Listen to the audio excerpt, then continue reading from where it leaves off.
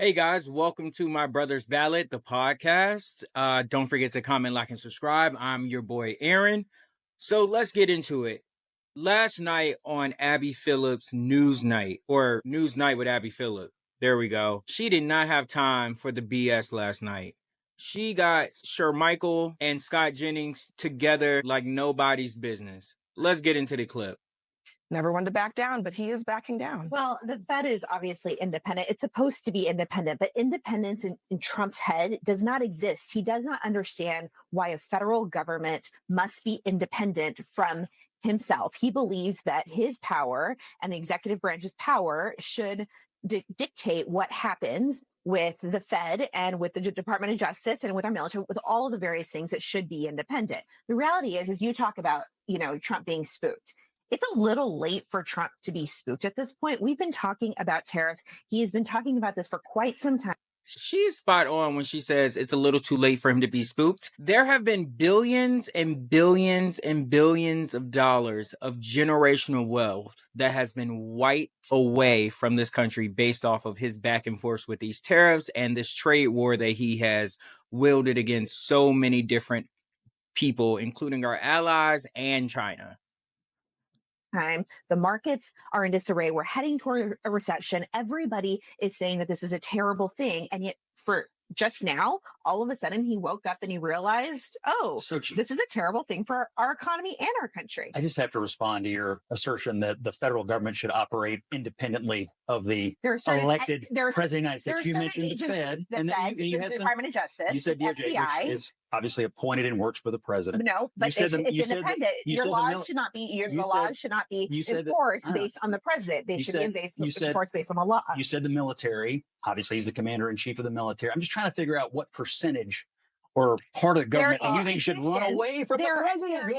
I'm going to step in here because I don't want us to change the subject. Okay, we are talking about. See, that is the first part where Abby is really starting to throw her, I don't know if I can say this on YouTube, but throw her dick on the table, essentially. Like, she is really starting to own her table, and that was the first part of her owning her table in this segment. When anyone on the right, and it could be Scott, it could be Michael, it could be just about anyone, when they know that they cannot honestly defend what Trump is doing, they then try to pick a little piece of what someone on the left is saying and change the conversation. And Abby has started to pick up on that, and she is no longer allowing that. About the independence of the Fed. Do you agree or disagree that the Fed should be independent? I think the president should be able to. That actually is a monetary yes policy or no. Hold on. Whether he should be able to fire him is a yes or no question. But should the Fed be independent of the whims of any president of the United States? I think the president ought to be able to have Why opinions. Can't you say yes or no? Previous president. I think there is a reason why he can't say no. It's actually alarming, and I always think about this when it comes to CNN. At what point as a news organization will you get to the point where you understand that people like Scott Jennings that are essentially liars and refuse to hold their principal accountable, even though they are tanking our economy and heading us to a recession? It's essentially just he can't say anything bad about Daddy Trump. It's legitimately a cult. I think it's an open question where they should be able to fire the head of the Fed. Some Republican senators don't agree. So, Scott, but I don't. Right. I just think the idea that the president should not have any opinion about monetary policy. I'm going to give you a third try on this one. Should the Feds just? And then he continues to change the narrative, because the question is, should the Fed be independent, act independently from the executive branch, which would be the president? And Scott is saying it's crazy for us to think that the president shouldn't have an opinion. That is not the conversation. That is not what we're talking about here. He's moving the goalpost. Decisions about how they operate, the interest rates, when they raise or lower them, should they be independent? I'm sorry, but he has such a smug face.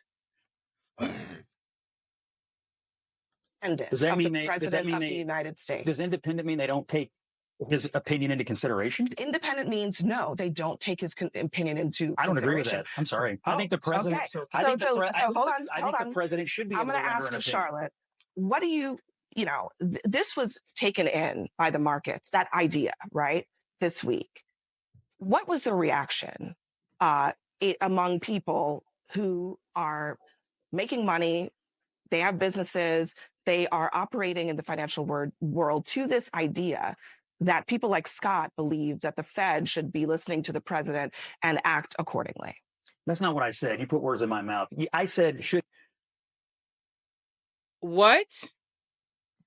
If that's not what you said, what did you say? Because the question was yes or no. And the fact that you couldn't say yes, that would insinuate how she just summarized your belief. I think that's very fair. She's not putting words in your mouth. She's just saying exactly what you refuse to say out loud because you know how ridiculous this sounds. I understand you're hurting your own people, and so you see people backing down. I think there is an argument. I believe the president shouldn't be able to render opinions about monetary policy. You keep repeating something that nobody ever said. No one ever said that Trump cannot have having original thoughts here. No. Thank you. No one ever said Trump can't have an opinion. That is not the conversation we're having. That is not the discussion. And quite frankly, why is he still on CNN if he can't even understand what the panel's topic is? Scott, no one ever said that Trump can't have an opinion. The question is, should the Fed act based on that opinion? And I think it's just common sense, right? The Fed, it should be acting based on economic information and data, not anybody's opinion. Trump is not an economist, and as far as I can tell, does not even have a good grasp on how trade works, which is really problematic if he's going to then turn around and start telling the Fed how to do things. We don't want Donald Trump to have influence over the operation of the government. We think it's wrong. We don't want to have Donald Trump have influence over monetary policy. That is how it has worked. That is where the confidence in this system of...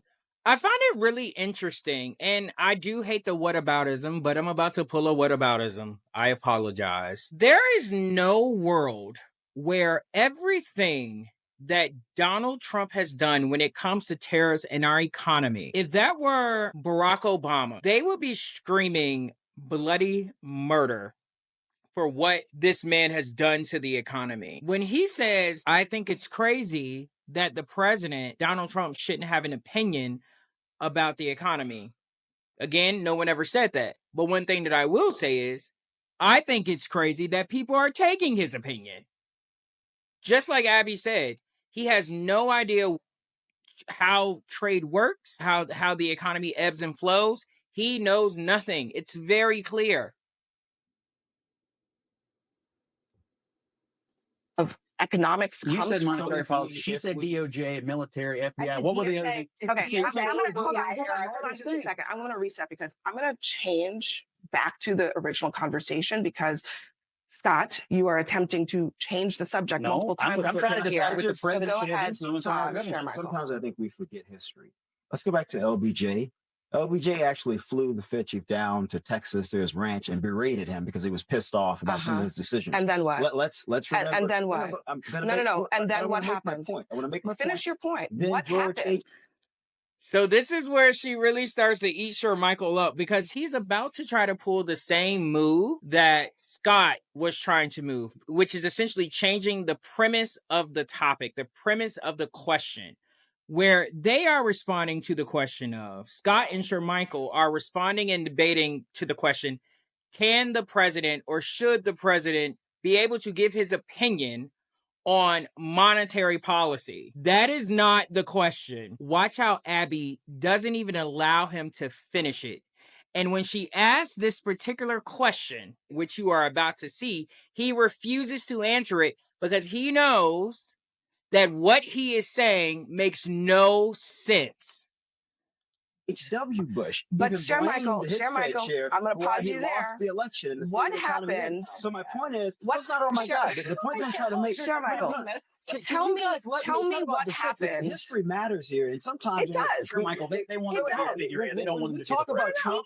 I don't think you can I finish my freaking statement? No. We just I haven't concluded. I want to pause here. So the point is, Shermichael, there have been previous presidents. There have been previous presidents. Hold on just that one have had second. similar thought processes to the I Fed want to as Trump. That's a pause simple on your position I'm trying to make here. your half-finished history Okay, lesson. well, what did the Fed do after LBJ brought him down to his ranch? To LBJ or George W. Bush. So, okay. You start this off, Shermichael, and Shermichael, I don't know what happened. Shermichael was never a never Trumper. He's always been on the right. He's always been a Republican. But the first go around, he was much more reasonable. And I don't know what has gotten into his brain where he feels like that he has to ride or die for Trump. I don't know what's happening. I don't know if the checks stopped rolling in because he would criticize Trump the first go around.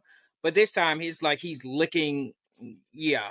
But he starts his point off so condescending, where he basically says, oh, it seems as if people don't know history. And he tries to give this example of LBJ bringing down the head of the Fed to his ranch, and LBJ giving the Fed head, a piece of his mind.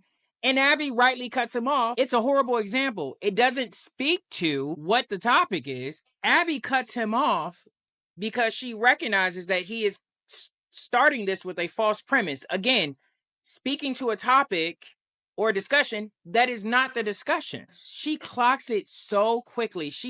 I don't know what was going on with her in her personal life last night when this aired, but she ain't got time for it. What is your point? The point is, previous presidents have been of the mindset similar to Trump. What is your point? Ate him up. She made him look like a child. That I don't like the decision of the Fed chair. I would like the chair to change. I feel like I am in an alternative universe here in which you guys keep telling me that I'm saying Trump doesn't deserve to have an opinion. He is a human being. He's the president of the United States. He can have whatever opinions he wants. I said that the question is, where is the historical analogy or dislike the position of the Fed chair? That's where is the historical analogy for the Fed acting on the desire of the president to behave in a particular way and doing so while ignoring economic data? Where is the evidence of that? That's not the premise of my argument. If that is not the premise of your argument, you should not have an argument. The premise of my argument is pretty simple. We're making this as if it's breaking news that Trump has a thought process about the Fed. You cannot bring history into this if you don't want to finish the history. So have previous presidents. You're not finishing the history, Shermichael. Okay. You can't bring it into the conversation. What history am I forgetting here? Please inform me. You cannot bring it into the conversation if it is not germane. Oh, if the Fed did not act on that berating, then how is that a parallel? So I don't know how I can be more clear or provide more clarity here. I never stated that the Fed, in either of the instances that I provided, acted on the thought process or advice or anger of previous presidents. Well, great. My point is that Trump is acting in a similar manner of previous presidents, and we cannot ignore that. There's precedence for presidents having opinions. Thank you for that. But there is not a precedent.